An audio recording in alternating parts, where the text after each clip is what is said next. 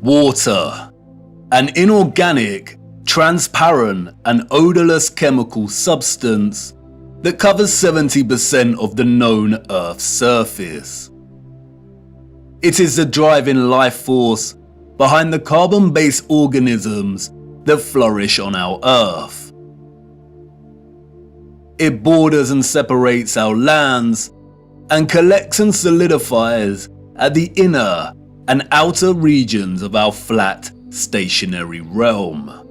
God should have sent a message to the inhabitants of Earth and been precise and told them to watch the water, to meditate on its function and natural laws, because in their time a great deception would be cast over them, like a cold shadow of an unknown, nefarious king. And maybe God did send this message in the form of a flood, but its truth was mythologized and buried, and the lie propagated in spite of it. Resting water does not curve and convex. The natural laws of a resting body of water insist that it takes the exact shape of the container it fills, and always finds and maintains a flat level. Resting water always rests flat. And watching the water when we sit at vantage points, when journeying above in planes, and before we take a sip from our drink, we must remember to never forget this law. Most of us instinctively understand the laws of water, and yet many continue their day-to-day willfully participating in the nonsensical, heliocentric hoax. But for us that know that our Earth is not a spinning planet in an infinite vacuum of space, the ones that have studied the sun diligently and realize that it is the sun that is moving and not the Earth, the ones that have plotted the illogical routes of flight paths on a globe model and concluded that the model is incorrect, the ones that know that the laws of density govern the rise and fall of objects and have studied vanishing points, the ones that have forsaken conventional telescopic lenses, pondered rainbows, sundogs, and the stars above us know that we reside within a dome firmament and there exists water above us, and the ones that understand that our entire enclosed Earth system is governed by electromagnetism, frequency, and vibration that emanates from a central magnetic North Pole. We are the ones that scratch our heads and wonder how on earth we got in this heliocentric mess in the first place. And if meditating on the stars in the water beyond our firmament long enough, and on the electromagnetism, frequencies and vibrations that make them twinkle through so many shades of vibrant colours and geometric patterns, one might perhaps, just perhaps, ask, is there something more to electromagnetism? Something that has been missed or overlooked? Something untold or hidden? Electromagnetism is a fundamental force of Earth. The electromagnetic field takes the form of a torus in which all electromagnetism, frequency and vibration flows. A toroid is a revolving surface that takes the shape of a donut. Toroidal inductors and transformers are central to generating electric energy. There are many ways in which electromagnetism can be produced. We've looked at some before. We know that a magnetic field can produce electricity, and that electricity can produce a magnetic field. It works both ways. Magnetism and electricity are inextricable. It is a dance of polarity. Electric charges either repel or attract each other. Magnetic poles attract or repel one another. For every North Pole, there is a corresponding South Pole. An electric current passing inside a wire creates a corresponding magnetic field outside of the wire. And an electric current is created in a loop of wire when it is moved toward or away from a magnetic field.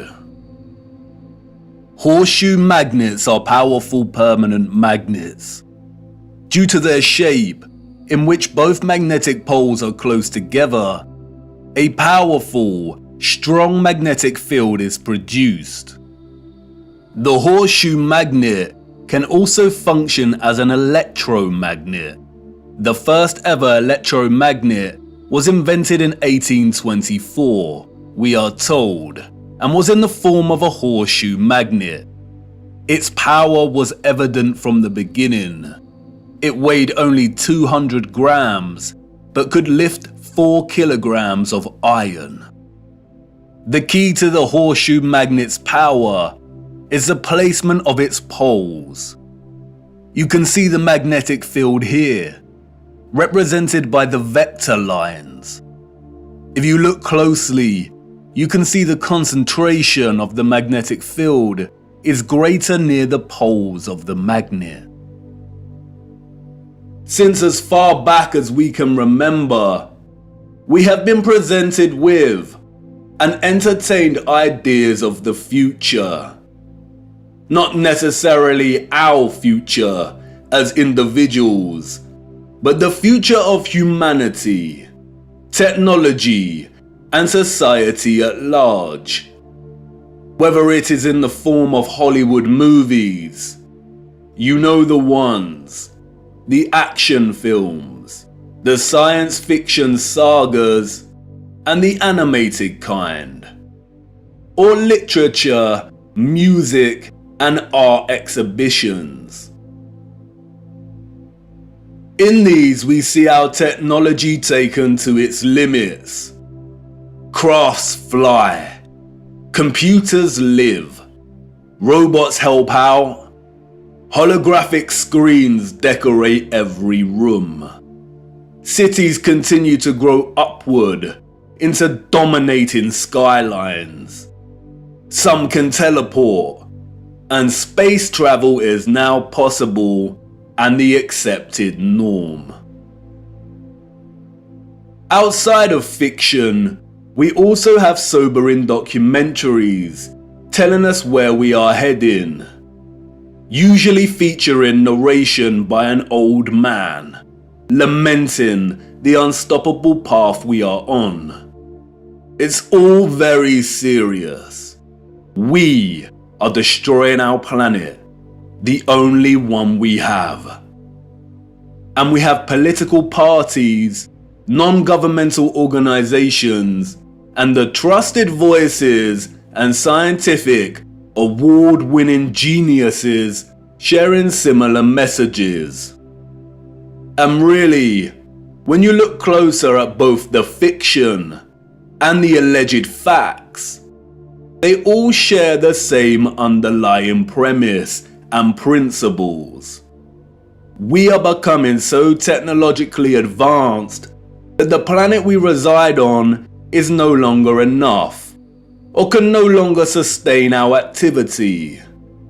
The advanced artificial intelligence systems, the flying crafts, the breakthroughs in cloning and medical beds mean that the natural world has suffered as a consequence. And depending on the type of genre you are entertaining, the solution is either 1. For humanity to perish as a result, perhaps destroyed by the very artificial intelligence systems it created in the first place, or perhaps by a natural, lung-choking virus that has mutated and is sweeping the Earth to restore natural balance. Or 2, for humans to say goodbye to their lonely little blue ball and head off into space in search of a new home. But you see, there is no globular planet, and there is no space, and therefore all visions of the future are purely fictional, and not particularly innocent.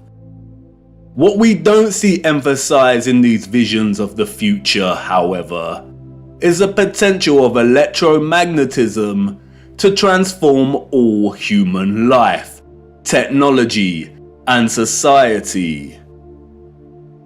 Which is strange when you consider that all life, and the Earth itself, is impossible without electromagnetism. Why wouldn't visionaries want to explore this in more detail? Could it be that they are not allowed to? Could it be that they are afraid of something? Afraid of us connecting one too many dots, perhaps? And again, horseshoe magnets can act as powerful electromagnets. If a civilization was to advance technologically through the use of electromagnetism, then the horseshoe magnet would certainly have a tremendous role to play in that development. Yes, it certainly would. And it certainly did. The horseshoe magnet. The Arc de Triomphe. Yes, one of the most powerful electromagnets ever constructed.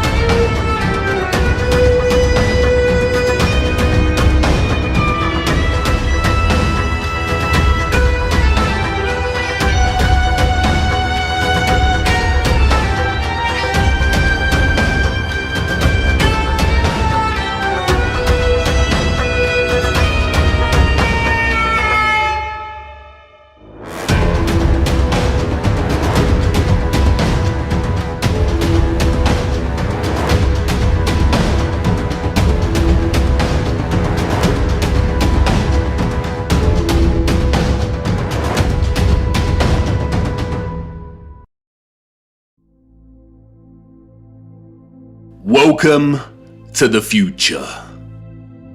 Except it's the past. The future came and went, and we missed it. The magnificent architecture we see throughout our realm, in which the official liars and controllers of our world have termed historicist, neoclassical, Renaissance, Gothic, and so on, all belong to one whole unified civilization. A civilization so developed they had harnessed the power of electromagnetism to such a high degree that they not only built these huge structures, but also crafted them with utter finesse and beauty. A celebration of their own technological advancement. The structures were designed with the sole intention of harvesting and generating electromagnetic energy and distributing it across the world. Their cities, towns, an entire way of life ran and depended on the use of free, clean, and powerful electromagnetic energy. The energy was harnessed and collected from the ionosphere above our heads through the use of antennas, spires, domes, and towers. All the impossible structures we see today have been repurposed and rebranded by our controllers and the citizens of the 19th century. This is not a church. This is not a mosque. This is not a castle. And this is not a government building. These are generators, powerful and gargantuous. They would collect and generate the electromagnetic energy, which was then stored in huge power stations and distributed and redirected by sophisticated, advanced structures, one of which is the huge electromagnet, or what we've come to know as triumphal arches. The energy was stored in batteries and capacitors, such as towers and obelisks.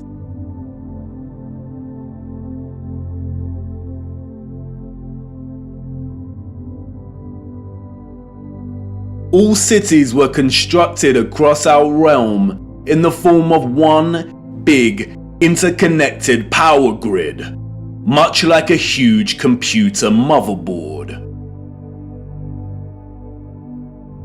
I already know what you're thinking. What? He's finally lost it. He had us with flat earth, but this is just too much. I know. The backup programming is kicking in. But before you turn away to leave and cast aside your muddy boots, let me show you how it worked. As you know, we live on a flat stationary plane.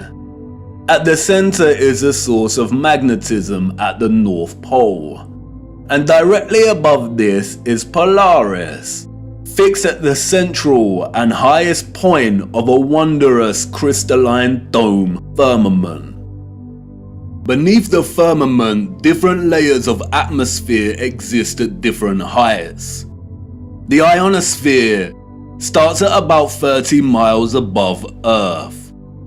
It includes a thermosphere and the mesosphere. The ionosphere is an electrical atmosphere that is ionized by the sun's electromagnetism. It also forms the inner edge of the magnetosphere. I know, a lot of big words and abstract concepts, but you are familiar with this process and have been witness to it every day for the entirety of your lives.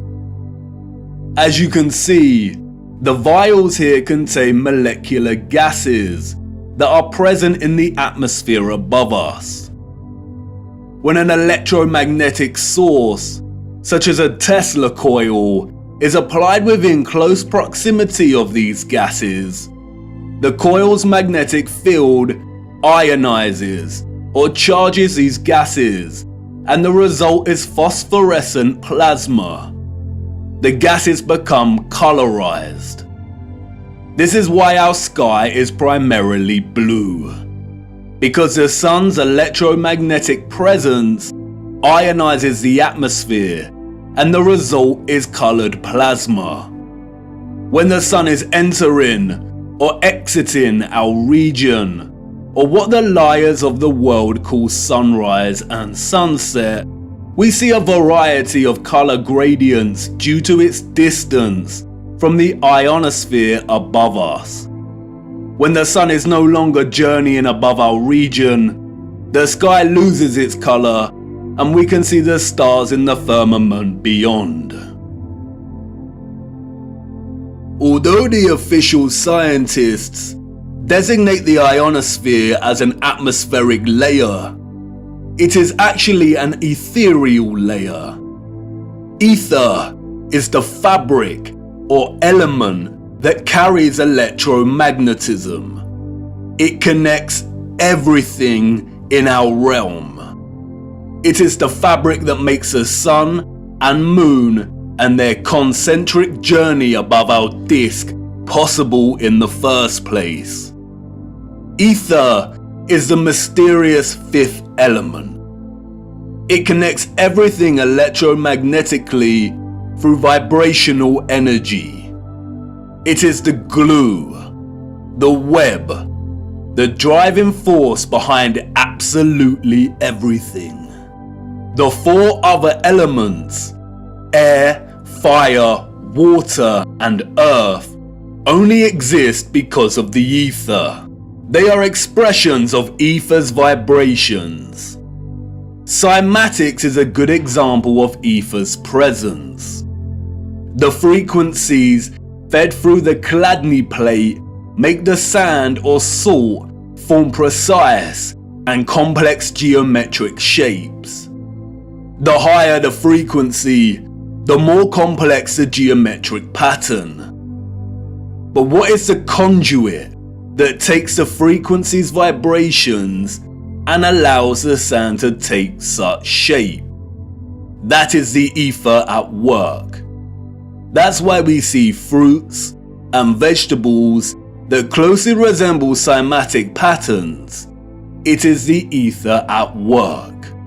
All matter is ethereal, and the shape and form of that matter are different expressions of the ether, determined by frequency and vibration.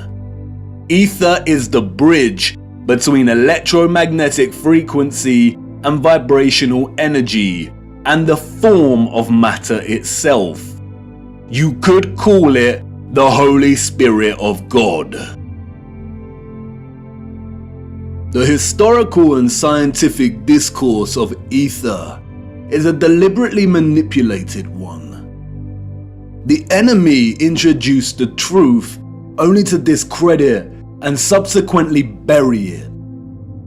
Some of the alleged figures of the past have written on ether. The so-called Aristotle called it the fifth element. James Clerk Maxwell, the so-called father of electromagnetism, spoke of the ether, stating, "In several parts of this treatise, an attempt has been made to explain electromagnetic phenomena by means of mechanical action, transmitted from one body to another by means of a medium occupying the space between them." The undulatory theory of light also assumes the existence of a medium. We have now to show that the properties of the electromagnetic medium are identical with those of the luminiferous medium. The medium he refers to here is the ether. Albert Einstein and others successfully solidified the heliocentric model through fraudulent schools of scientific thought. But even Einstein could not deny the presence of ether. According to the general theory of relativity, space is endowed with physical qualities. In this sense, therefore, there exists an ether. According to the general theory of relativity, space without ether is unthinkable. For in such space there would not only be no propagation of light, but also no possibility of existence for the standards of space and time, measuring rods and clocks, nor therefore any space-time intervals in the physical sense. Even contemporary scientists, under the spell of heliocentrism, admit it is nonsensical to deny ether's existence. Today, the vacuum is recognized as a rich physical medium. A general theory of the vacuum is thus a theory of everything, a universal theory. It would be appropriate to call the vacuum ether once again. Returning to the ethereal ionosphere. As I said, this layer of ether above our heads is a constant sea of electromagnetism, and is responsible for the colored plasma above that we call the sky. The source of its electromagnetism is the sun. It is because of this ionized layer that we get ionospheric lightning in the form of sprites, which in turn influence the thunderstorms below. An ion is a particle, atom, or molecule with a net electrical charge. Electricity is a continuous flow of ions. The electrolytes in our body are ionized. Everything is connected by electromagnetism and the ether. Our highly developed and sophisticated historical ancestors not only understood the workings of the ionosphere and the ether, but they had developed methods to masterfully harvest it as a fuel to power the entire Earth. And while the exact process by which they were able to extract the ether is deliberately hidden from us and remains unknown, the structural remains that humanity has since repurposed and reused as architecture offer us many clues as to how it all worked. The evidence is everywhere for those with eyes to see, and once you see it, it becomes so glaringly obvious that you'll kick yourself for never noticing in the first place. The matter is very complex, and it would take time to really flesh out. So for now, let's have a closer look at some of these structures, and I will introduce some basic concepts. As we continue our journey, we will explore everything in more detail. We see them everywhere. On top of all these magnificent structures, towers, spires, and pinnacles that rise into piercing antennas. It was through these complex antennas that the ether was harvested.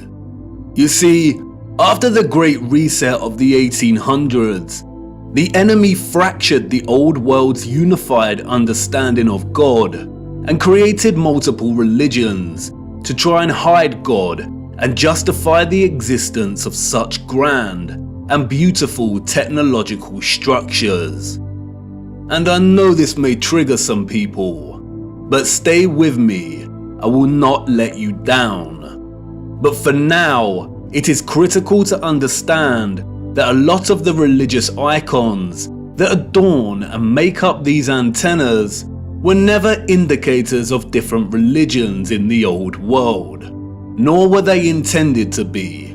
They signaled something else entirely. They are usually made from copper and gold, both are excellent conductors of electricity. In many of the structures we call cathedrals, the symmetrical spikes on the pinnacles worked in a similar fashion, extracting ether from the ionosphere. Once harvested, the energy would inevitably have been drawn down into the top larger portion of these domed structures. When examining many of the interiors of these domes, we come to realize that they rely heavily on symmetrical ornamentation. This is achieved by indentation or cavities in the masonry. In the world of electromagnetism, a cavity resonator works through symmetry to produce oscillation or vibration of energetic particles.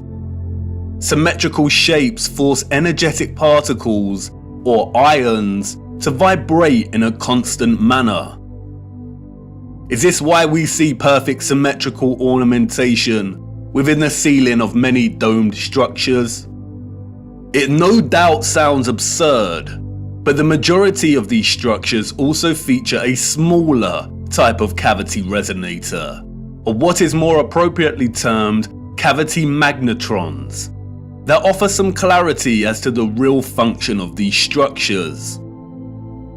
A cavity magnetron is a high-powered vacuum tube that generates microwaves using the interaction of a stream of ions with a magnetic field while in the cavity resonator. A magnetron operates through a hollowed, symmetrical vacuum.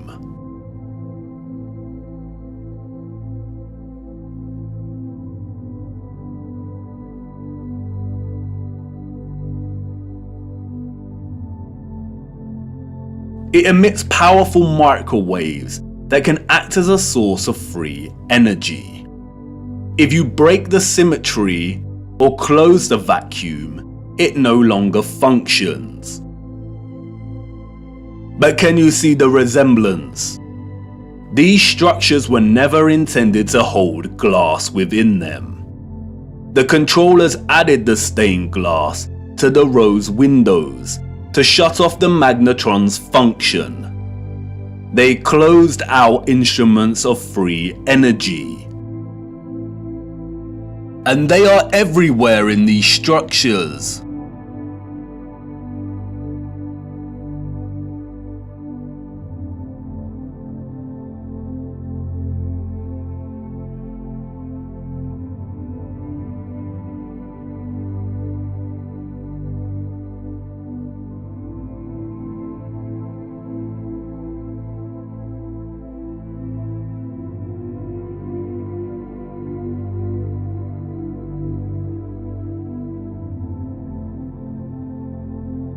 Interestingly, if you look at the geometry of entire sections of the structures themselves, then it becomes very evident that they functioned in their entirety like a cavity magnetron to generate energy.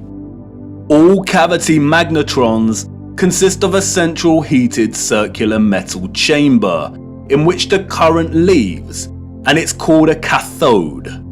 Look at that word.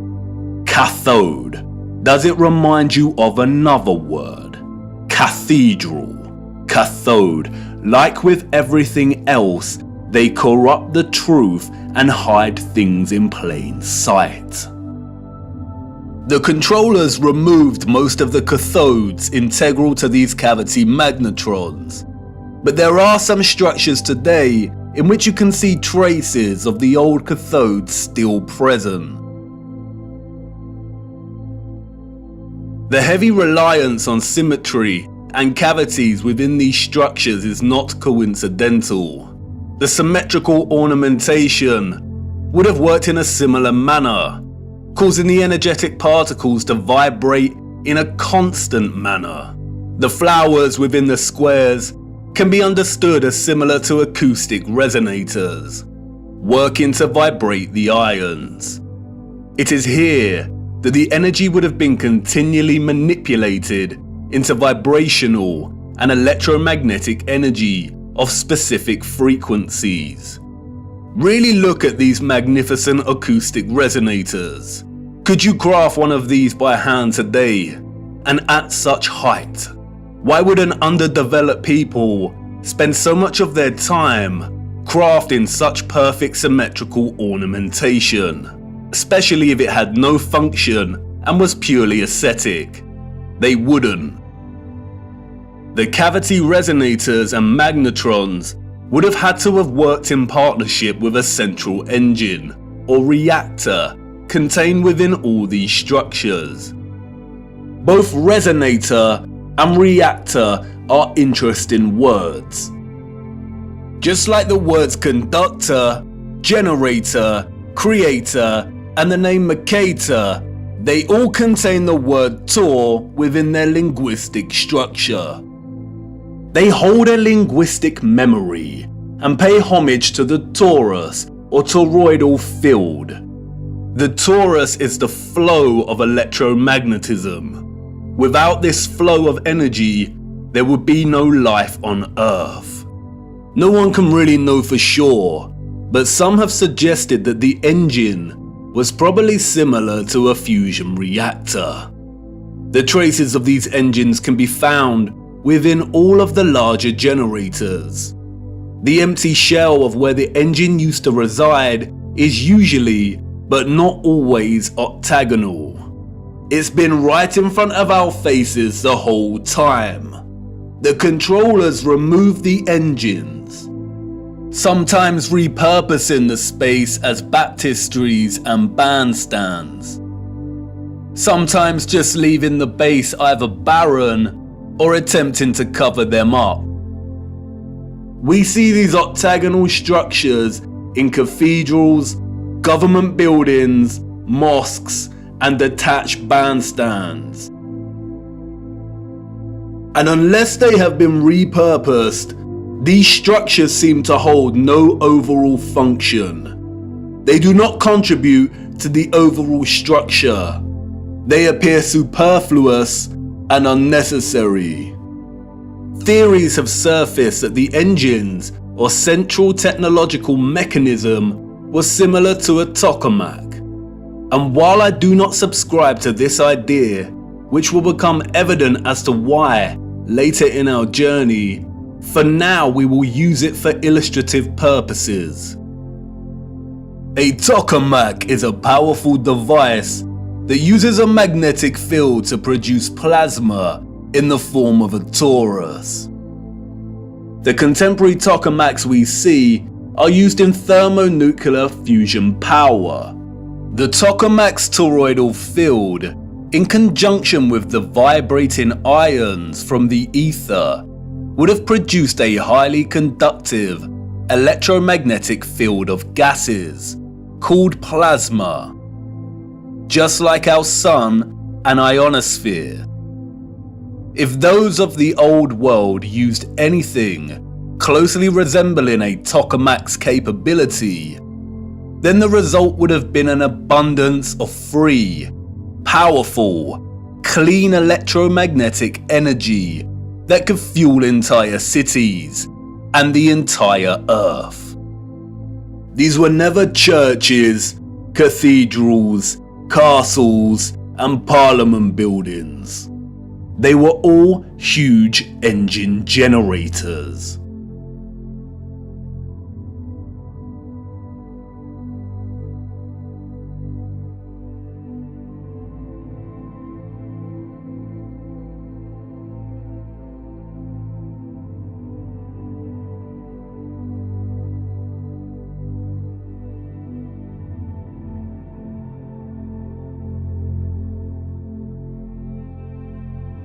The controllers invented labels and terms such as Renaissance, Greco-Roman, and so on to describe the style of these structures. But as you can see, all these magnificent, impossible structures all share the same fundamental structural principles and design, despite location, time period, and cultures.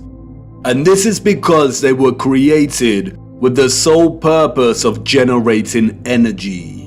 And just because these structures were never used for prayer and worship does not mean they were not holy sites. The civilizations of the past had a relationship with the Source and the Holy Spirit, or the Ether, like no other. And they paid homage, reverence, and thanks to it by constructing their generators with such splendor and beauty. And not only that, but they constructed the entirety of their structures, statues, and ornamentation in reverence of this gift, in reverence of the energy production that made their way of life possible in the first place.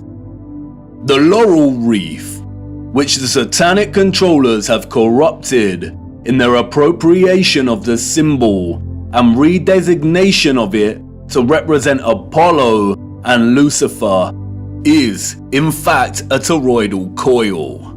And we see the toroidal coil throughout the old world's infrastructure, as simultaneously having both a function and a celebration of this function.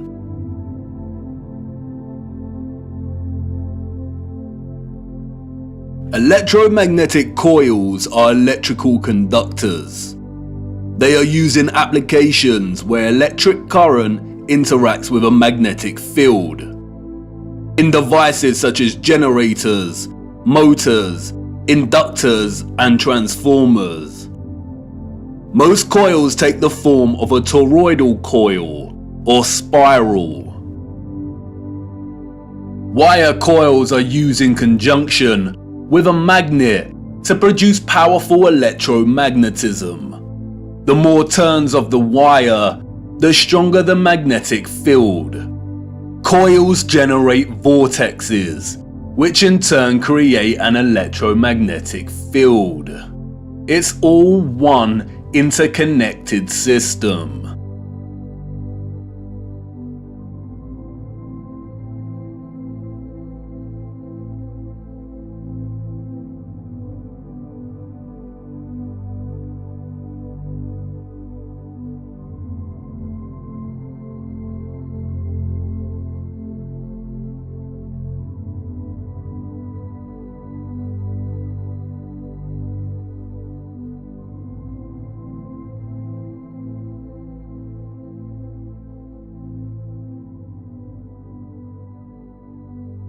And we see it everywhere.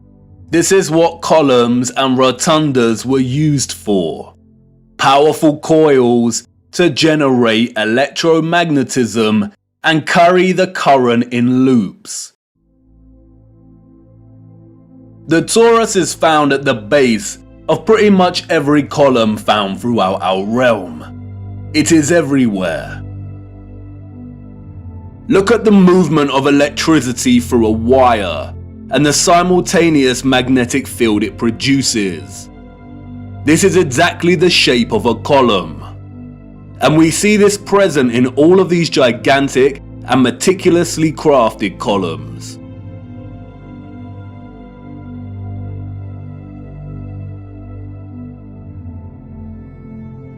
This is why we see the magnetic field represented at the top of a lot of columns.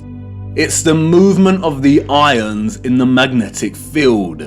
It's the movement of the toroid and the toroidal vortex.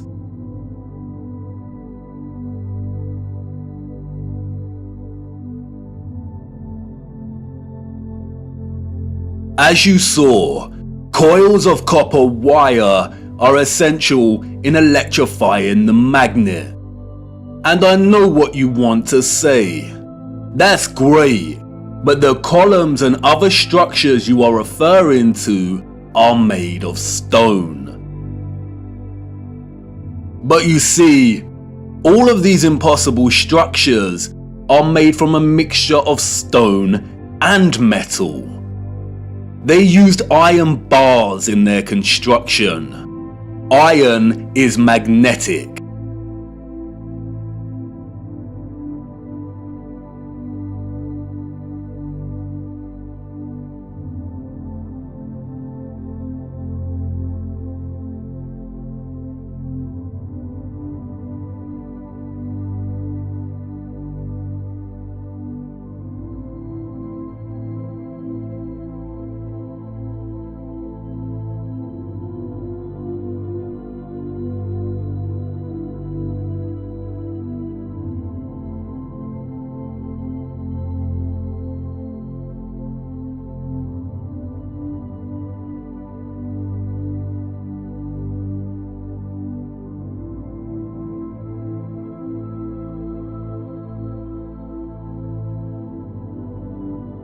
These iron rods run throughout the stone infrastructure and are complemented with copper and gold roofing.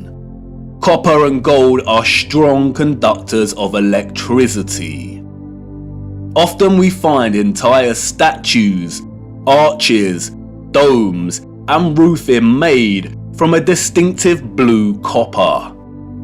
Furthermore, the limestone, granite, and dolomite stone is mixed with crystal silicon or quartz. Quartz has strong electric potential. The colonnades and arches we see everywhere were at once integral components to the overall electromagnetic infrastructure, while also constructed in geometric forms that mirror the flow of electromagnetic energy, such as coil loops, horseshoe magnetic fields, and toroidal vortexes. As with everything else constructed in the old world, they were both functional and crafted as a homage to that function. A lot of ethereal energy was stored in structures constructed from red bricks and concrete. Red bricks and concrete are excellent conductors of electricity. They operated as huge capacitors or batteries.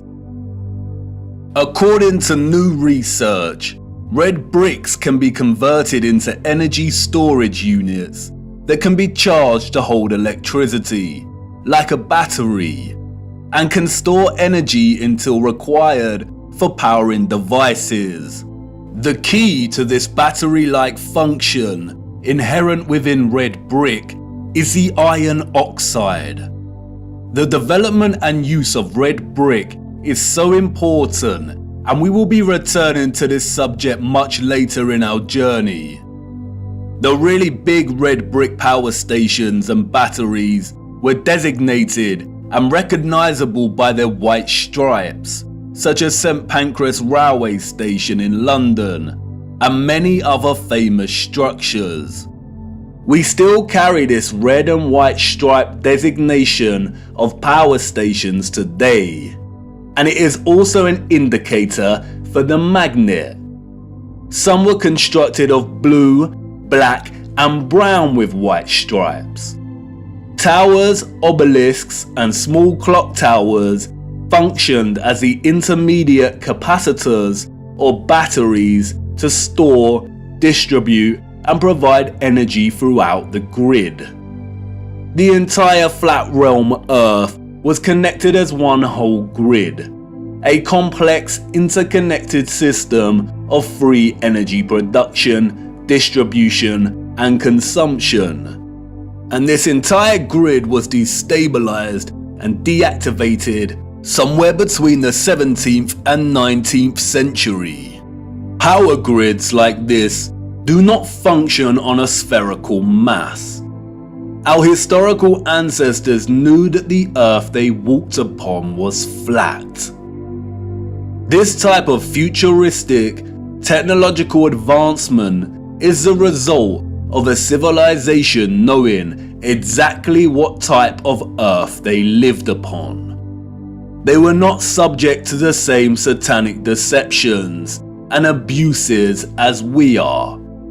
They were not raised believing they existed on a lonely, globular rock spinning in the vacuum of space.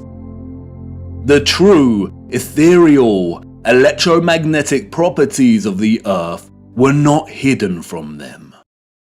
They knew there was a domed firmament above their heads. They studied it. They imitated its properties and understood its central relationship with the entire ethereal existence of electromagnetism. They revered the magnificence of its craft and showed utmost gratitude to the Source, to God, and the ethereal Holy Spirit for giving them everything they needed. Look. Domes.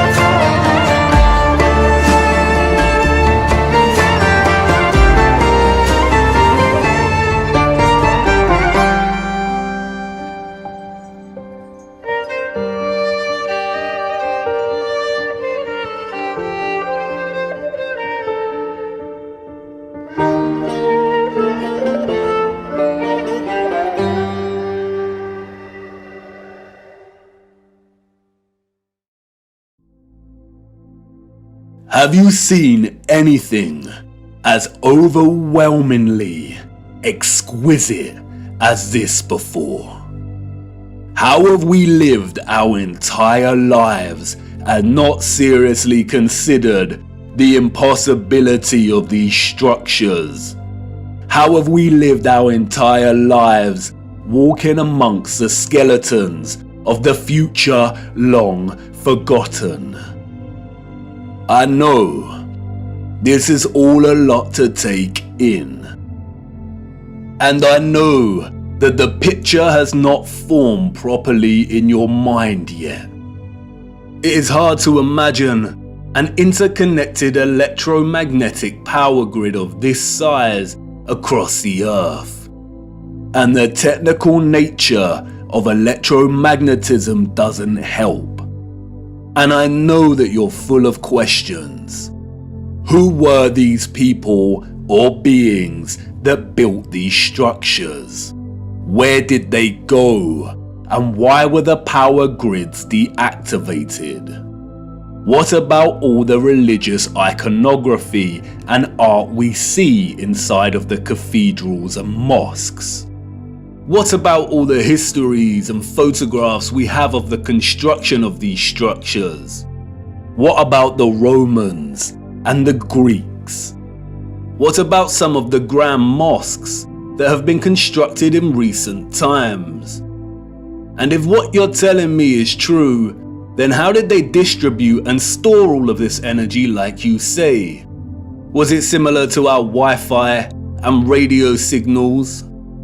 We will get to all of these in good time. We have barely scratched the surface. But for now, it is the last question that is important. How did they distribute and store all of this energy?